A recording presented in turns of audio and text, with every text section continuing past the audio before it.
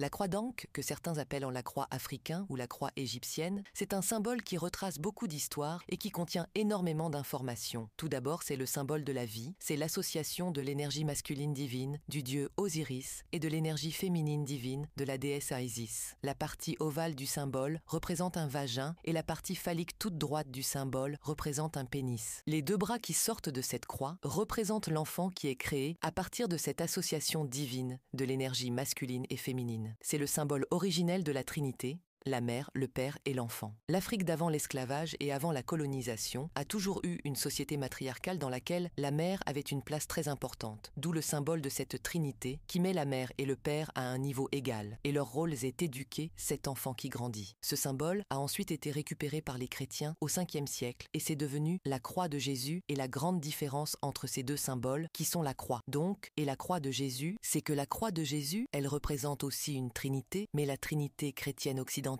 qui n'a rien à voir avec celle d'Afrique. La société occidentale est dans une société patriarcale. Le symbole de la Trinité représenté par la croyante qui essaie le père, la mère et l'enfant n'avait aucun rapport avec les valeurs de la société occidentale, qui était-elle patriarcale. Du coup, on a enlevé la mère de ce symbole de Trinité et c'est devenu le Père, le Fils et le Saint-Esprit.